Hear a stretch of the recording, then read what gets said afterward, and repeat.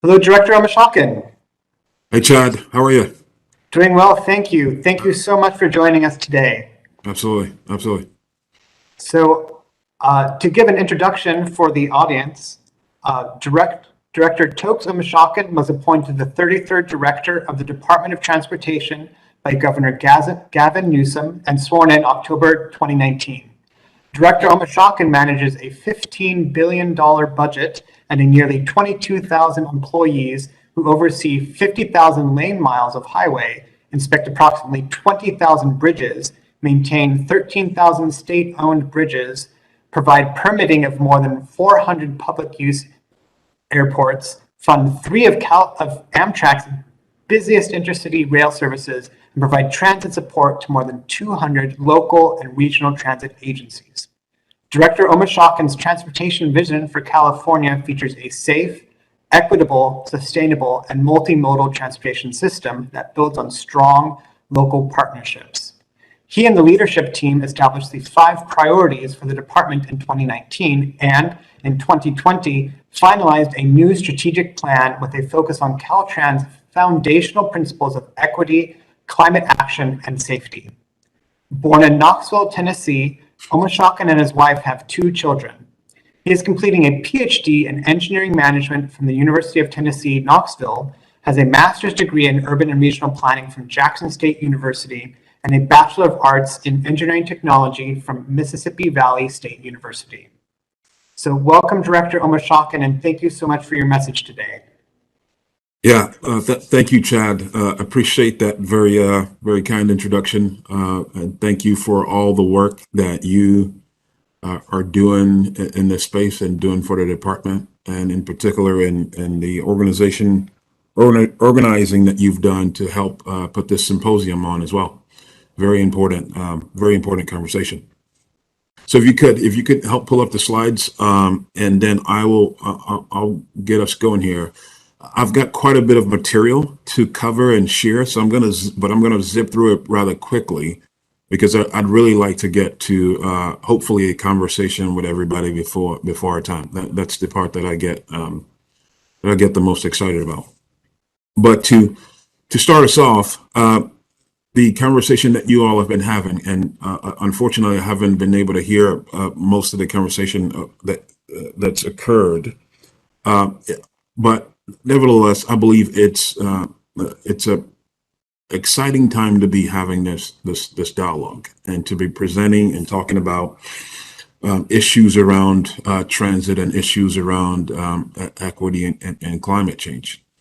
We are very fortunate right now to be in the spaces that we're in, because I can't recall a time in history, and I've only been around transportation for about 20 years. Well, I can't recall a time where the policy ideas together with the resources are lining up as much as they are today, the potential that we have.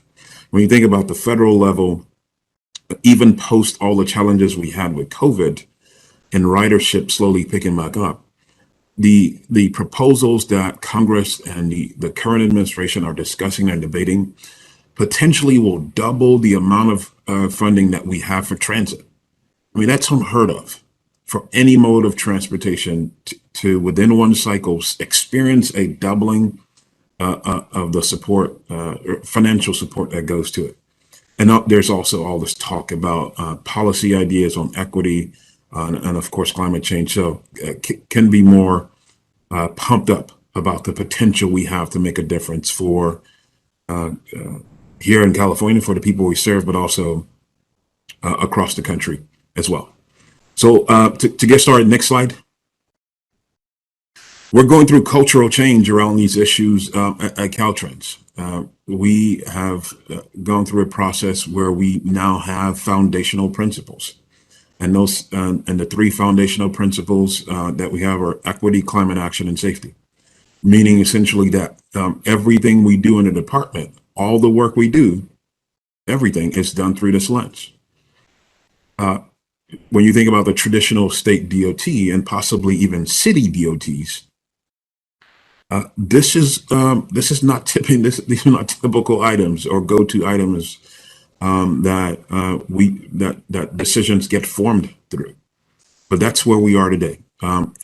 It's not been easy to make a transition like this, but we believe when we do this, when we focus this way, the shift we're making is putting people first. We're becoming a more people-centric organization, people-focused, and not necessarily the delivery of a particular project or an item. It's not about necessarily that bridge or that highway or that transit stop. Those are means to an end. The goal is to have a brighter future for everyone that lives in this state. And if we keep that at the forefront and use these guiding principles, these foundational principles, we believe we will continue to transform this state for the better. Next slide. So as a part of that, those three items being our foundational principles, two key documents that we adopted earlier this year, in February of this year, are number one, our strategic plan, our 5-year outlook strategic plan that outlines internally what we're going to focus on as a department. Every state DOT and most organizations have a strategic plan. Ours has 6 key areas that we're going to focus on. That includes equity, livability, climate action, multimodal transportation, stewardship and efficiency, and cultivating excellence.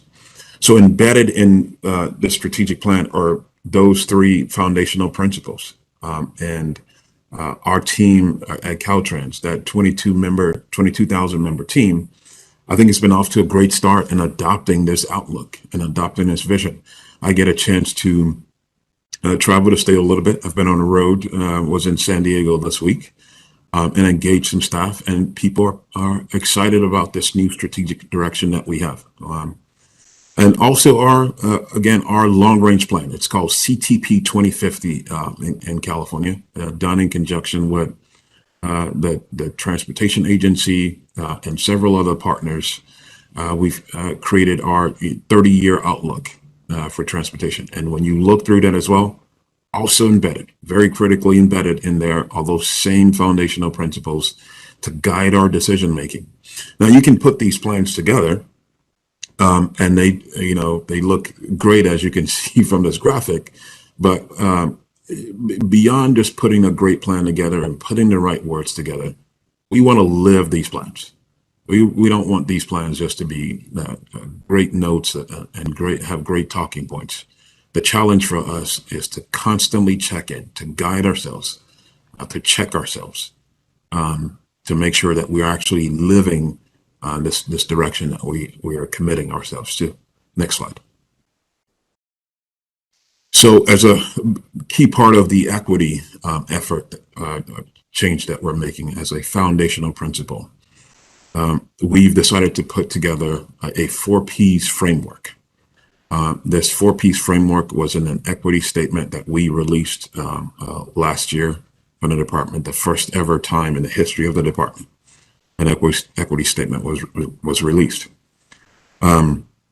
But I'll say that, as a side note, that even before that equity statement was released last year, and it was post the unrest that we saw last summer, I'll give our department a lot of credit. There's been a lot of focus on issues around equity for years, well before I got here.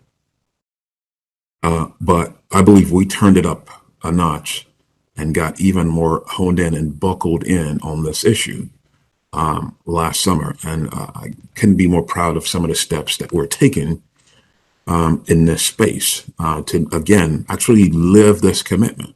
And it's not easy, but we've got to live this and not just talk about it. At high level, people is about our team, our staff, the fact that it should reflect as much as possible through our recruitment, through our hiring, through our promoting, opportunities for people, regardless of their background, their orientation, their gender. It shouldn't matter. We should have a true opportunity for people who work for the department to be able to have success here. Next is projects and programs. This is where I believe we've really faced a reckoning and an awakening to understand the impact of the work that we do on communities. And I think we are understanding that more and more. And we want to change this. Some of the things we've done, we want to engage more genuinely and sincerely communities. And so we've got a lot of growth, room for growth as it relates to projects and programs. Partnerships is about the vast business potential that we have for communities. The fact that we have a $1.1 billion small business budget. There are so many small business in this state that work on either planning related issues or design related issues, contracting, physical construction, that we need to broaden out and make sure that we're truly given an opportunity for business, small business, DBEs to grow through those opportunities at Caltrans. And we're doubling down on this effort within the department. And finally, the Planet P is about the fact that when you look at the disparate, when you look at the impacts, the negative impacts of the on the environment, you can tell that the disparate impacts as it relates to many of the marginalized and underserved communities, and we need to tackle that as well. Next slide. I'm not going to spend much time on this, but before we had a finalized strategic plan, before we had a new long-range plan and the 4 Ps, this is how we started in 2019. These were the 5 priorities that we were able to establish when I came on board to lead the department: safety, modality, innovation, efficiencies, and partnerships. And this work, these priorities help lead us and guide us into the creation of that strategic plan, finalizing that long-range plan, and issues like key areas like the 4 Ps. Next slide. So to hone in on the 3 areas, again, a little bit more on the foundational principles that we're using. There's no doubt that we've got a huge challenge as it relates to safety for California and for the country. For the country, we topped 40,000 people last year, despite the downturn in volume on our roadways and our transportation system. One of the worst years in recent memory, or in recent time, I should say, not memory, but in recent record. And vulnerable users also seen a heavy amount of that negative impact. But overall, in California, 10 people a day die on our transportation system. 50 people a day are seriously injured every single day. That number has to fall. That number has to drop. And we have to focus in on not just vehicles, but the vulnerable users of the system as well. Because for the vulnerable users of the system, that number is nearly 3 out of 10. So nearly 30% out of that 10 a day is coming from people walking, biking, trying to get access to transit. So we've got our work cut out for us here. And I believe in Vision Zero. We believe, as a department, believe in Vision Zero. We're changing policies. We're putting up in place a new policy around Vision Zero that embraces a safe systems approach to addressing the transportation challenges we have. Some people say they're not completely bought into this idea and concept that by 2050, in 30 years, we can get to zero. I believe we can. I believe we can. And part of the reason why is if you look at some of the changes and the growth that's happened in this space nationally, I'm sorry, not nationally, internationally. If you look to Europe, for example, the European Union, if you pull up the data, they've embraced this safe systems approach, the Vision Zero outlook. The EU has seen roughly a 55% drop in fatalities in the last little over a decade, a little over 12 years. 50%, 55%, I believe is the number. They've nearly cutting half the entire fatalities there. If they can do it, and look, I know their land use and their development pattern is different from ours, more modal choices than ours. but I don't think it stops us from still wanting to shoot for growth here, for change here, to save lives in this place. This is our foremost priority as transportation entities, and it will continue to be a big part of the lens that we look through. Next slide. Modality just goes without saying as a priority for us.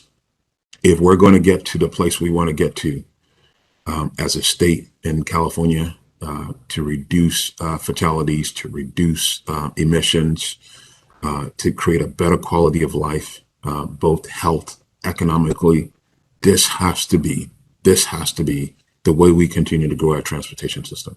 Not by widening highways and freeways, but investing in transit, investing in rail and other modes of transportation. And that's the outlook that we're going to have. Not that it means an absolute no to using a potential highway widening as a way to improve capacity.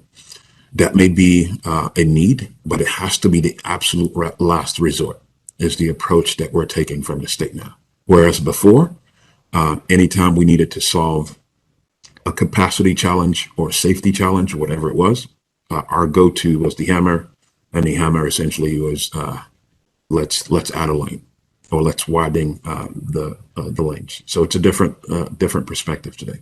Next slide.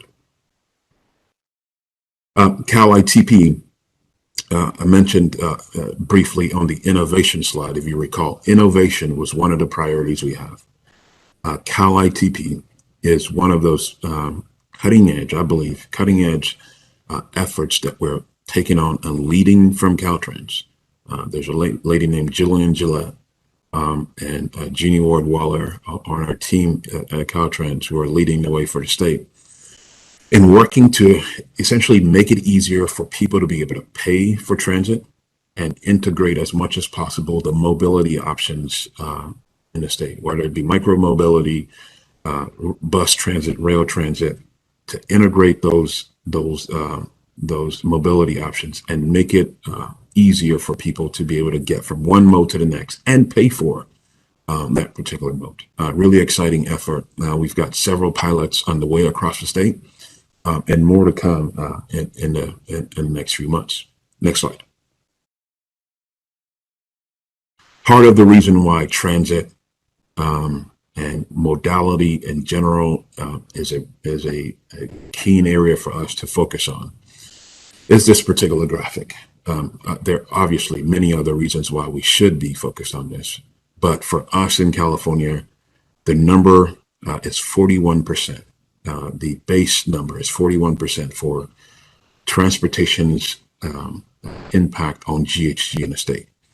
If you look more closely or you refine these numbers, that number actually goes up to 50% when you account for fuel and oil production. I think it's like 48.5%. So nearly half of the bad air quality in California comes from the transportation sector. Higher than any other state, higher than Texas, higher than Florida, some of the other larger states, higher than the United States average. The United States average is 29% of the GHG coming from the transportation sector. And you can see industrial pollution on this particular graphic. Industrial pollution is coming in a far second. That's how much work we've got to do. We've got so much more work to do in transportation to improve the air quality. Next slide. Part of that growth for us in improving modality is focusing on efforts around managed lanes. Caltrans has a history of not necessarily being on the forefront of this issue. We are changing that. There are some early planning studies that we're finally getting involved in. This is issues around managed lanes, hot lanes, HOV lanes, mostly have been led by local governments and regional governments in California.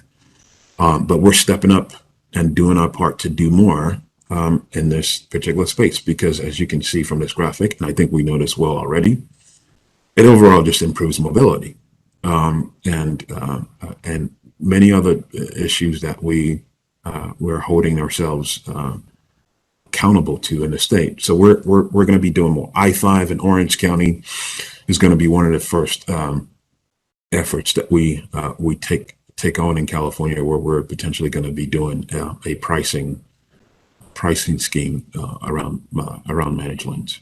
Next slide. Talked about innovation already, so I'm not going to spend a lot of time here, but I believe California is the innovation capital of the world, and our department should reflect that. The fact that there's just so much happening, and even in the transportation space, beyond the Googles and the Apples and so forth that exist here. Where this is their headquarters. I'm not sure what's wrong with Mr. Tesla, but they're leaving the state. But from a transportation standpoint, there's so much more. Uber, Lyft, all the big mobility outfits, companies in the world that are big on innovation are right here in California, and we're embracing that innovative culture at Caltrans as well. Next slide. We've been leaders in the CAV space. We've got several people from our team, our staff in our Drizzy office, our research office, who've been involved with the state DMV, who's really been leading the way here. But the issues around connected autonomous vehicle bring so much promise when it comes to mobility, addressing mobility needs, potentially safety needs or safety challenges. And I look forward to our continued growth in this space, but we've got to pay attention to what's happening in this space. And I'm glad that Caltrans has been leading the way for many years on this front, nationally and locally. Next slide. TSMO, I think many of us know already as transportation leaders, everybody listening, how much potential this particular area really has. I think I don't think we've embraced this area enough.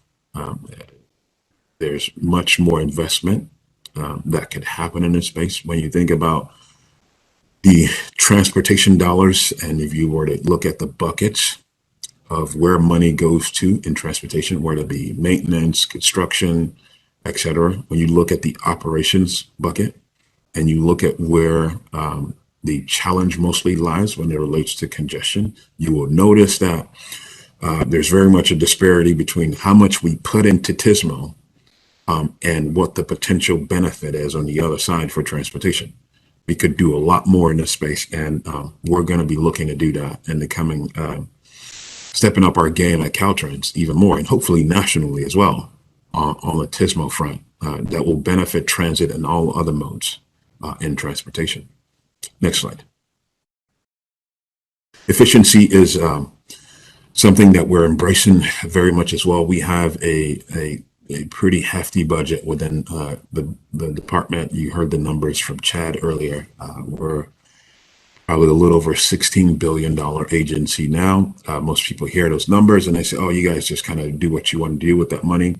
By no means. We should be looking for as many efforts as possible, like from this graphic, to figure out how to reduce how long it takes to get information back to certain locations and be just overall more efficient in the delivery of our work at the department. So we're embracing that every day at the department. And if you go to the next slide, part of what's being required of us through SB1, the transportation bill that passed in California in 2017, part of what's being asked of us is to identify a way to save like $100 million a year. But overall, that effort that passed in 2017, again called SB1, had very much a multimodal outlook. Some states who have had revenue bills to pass haven't necessarily had this, and California had a lot of great foresight, I believe, in this state to, as you can see from this graphic, put nearly $1 billion towards multiple modes in this state with that increase in revenue with SB1. And I think it's paying dividends today in the state by some of the work, grant funding that's happening both for transit and bike ped, as you can see for these numbers. State. Next slide. and I think this may be the last slide. Partnerships is absolutely integral to any success that we will continue to have, all of us, in doing our work in the transportation space. If we're going to be successful, I think the engagement, the genuine, sincere engagement with communities, with businesses, NGOs, has to happen, because this work is not for us. At the end of the day, again, it's for the people we serve. And building true partnerships and having true engagement is not easy. Historically, many organizations like ours have mostly been able to just go about doing the work in a silo and not having that true engagement. But I think if we are going to be truly successful in creating that brighter future for people in our state, we have to have this true level of partnership and engagement, and it's an absolute priority for us at the department. And I believe that may be it. Chad, is there one more slide? Okay, just contact information, a way to reach me. If you need to reach me via email, don't answer phones, so don't waste your time calling me. And just recently joined social media as well, Twitter. So you can connect with me that way. So again, thanks for inviting me. Sorry I rushed through that. It was a lot of information, but Chad, look forward to the Q&A from you or the audience. I'd love to take either one. Thank you so much, Director Omishakin, for that presentation. Really appreciate the insight that you gave onto Caltrans and that your vision for transportation in California. We do have a few questions that came in beforehand. Let me check the feed if any have come in since the presentation began. Nothing that I can find, but we do have many from that came in beforehand. So one question that came in was about the high-speed rail line and about how Caltrans supports the high-speed rail through our projects in many communities, through our intercity passenger rail. And so the question is, how will the existing California passenger rail routes complement the new high-speed rail system? So I still last part, that question sounded, explain that question one more time. How would a new high-speed rail route complement the high-speed rail route? I wasn't sure. Exactly, yeah. So how will the existing California passenger rail routes complement the new high-speed rail system?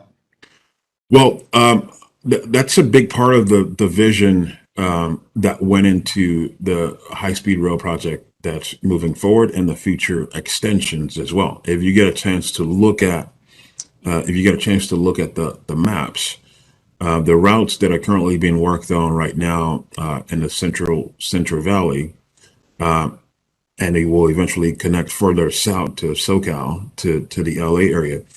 It keeps into consideration both our highway system and the existing passenger rail within the state. So they'll complement one another. I'm just excited about that potential. Again, high-speed rail has faced a few hiccups in the state. The prior federal administration took away some funding from it. The current administration, as many of you know, is doubling down on rail, and the money that both the administration has given back to California and that Governor Newsom is proposing to spend on high-speed rail. I think it's going to pay huge dividends for the state, both in regional connectivity and within communities as well. So if you get a chance to look at the map, I don't know who the question came from, but if you get a chance to look at the map, there's a little bit of connectivity between both passenger rail potential. Not right now, not in the Fresno phase that's being built right now, but as it goes south, further south, there'll be some connections there. Absolutely, yes. The bridging that gap over the Grapevine down to Southern California is a big goal of transportation in California. So another question is, you've risen to high levels of transportation management and executive leadership, both California, Tennessee, giving you broad experience. What ways do you see for transit researchers, transportation officials and practitioners to build effective partnerships? Well, like I said as I was wrapping up, I don't think we can have true success in this space without having real partnerships that are developed and true engagement with the people we serve, but also across the line with other sister entities, if you will, in this space. I just think it's so important when you think about some of the things that we've been challenged with lately in many of the communities we serve. In California, for example, externally, a lot of people think California is a pretty monolithic, monolithic state. Like it's a very homogeneous place. Like, oh yeah, all those folks out there on the West Coast, they just hug trees all day. Whereas not everybody's completely bought into that outlook. And so for an organization like ours that's statewide, we have to try to understand how people in some parts of Northern California may look at the issues a little bit more differently, or in rural California versus if you're in the Bay or in LA or in San Diego. So, building those partnerships with the people we serve is important. And if that person was referring to sort of in your personal career as well, not just in the work, but personal, besides honing your professional skills with the work that you do, you're really getting better at that. To me, that's the next most important thing you could ever do. Of course, you got to understand what you're doing first and grow in that space. But the very next thing you have to do, if you're looking to advance and grow in that career, is understand how to connect with people. I think it helps along the way for you to be able to make that transition and growth. Absolutely, yes. Connecting with people is such an important skill. It's something, we should do anyways, but being able to do that at a business and a partnership just is such something that really, I think, is kind of launch people's careers, make things work better, and really drive transportation change. But by the way, Chad, I say that often, but I like to remind people that we shouldn't do it because you said, I think you just said we should do it anyway, and that can't be. I don't want to miss that highlight you just made, because when you're making those connections and trying to link with people, I don't think you should do it with ulterior motives. Exactly. Like, you can't go out there saying, oh yeah, I just want to connect with people just for the sake of connecting with people because I want to advance my career or I'm trying to get something out of them. It's like, as you're doing that, you're trying to figure out, okay, how can I make a difference for this person or this group or this organization? How can I add value to them and help push along their agenda or our joint agendas, whatever, or building just a true friendship. It shouldn't be like, oh yeah, I'm going to do this, and next thing you know, I'm going to move up or whatever. I don't think that works. Yeah, exactly. It's not transactional. Exactly. It shouldn't be transactional. Even though it's weird because it's such a key to interacting with people, but it has to come from a sincere place. Absolutely. We do have something from the audience. It says, how will Caltrans encourage more infill development within the state to limit sprawl? And does sprawl development decrease fire safety? What role will public transit play in it? That one part of that question really caught my attention. Does sprawl decrease? Say that again. Yeah. So, how are we encouraging infill development to limit sprawl? And so this person wanted to know how sprawl development might decrease fire safety. But I think maybe we could take the second part of this question where it says, what role will public transit play in limiting sprawl? and also helping fire safety, given that, every year for the past several years, we've had major fires that have devastated several communities. That's a really good point that I haven't even made the connection on lately, but I think it's a very good point about the connection between fire increases in the state and sprawl specifically. When you look at fires in the state, a majority of fires in the state are started by power lines and lightning. And so if you look at the power lines component, power lines falling down, it's because of sprawl that the power lines are in the middle of them. And so the more you decrease that need to put power out further and further, the likelihood is, that's a good point. The likelihood is that you're actually going to potentially, hypothetically, reduce the amount of fires. Look, the challenge in California is huge as it relates to this.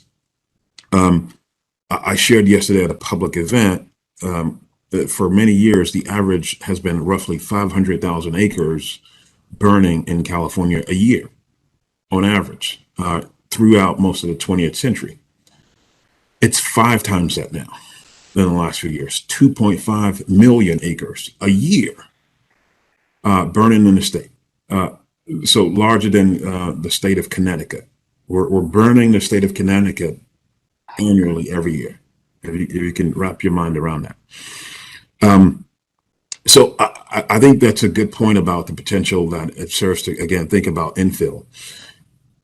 As far as the transit connection to it, to try to get to that part, there's no doubt that if we try to encourage and push and lean in on TOD will mean, assuming everybody understand, transit-oriented development. The more we're able to do that, the less likely we're going to need to continue to sprawl further and further. Look, California is facing a significant housing shortage in the millions, more than like 3 million units. So part of the challenge has been, and the complaint has been, look, we need development wherever we can. If it's got to be sprawled, it doesn't matter. We need it, but there's so much potential on our major highways, on our major transit, rail, and bus routes already to build rather than going further out, which will, again, exacerbate the climate challenge even further, the further and further we build out. So very astute question by that person. Thank you. I know I recently bought a home and houses had offers with them in a day or two and were off the market. It's pretty competitive. Yeah. For a final question, this comes from the chat, and it says, should the infrastructure bill pass, the one that's at Congress right now, does Caltrans have the staff capacity to apply for, plan, and build projects? If not, what are you doing to develop staff capacity? That's a pretty common question that I'm starting to get lately. So if IJA passes, we're estimating, rough estimates, is that California will get $2 billion more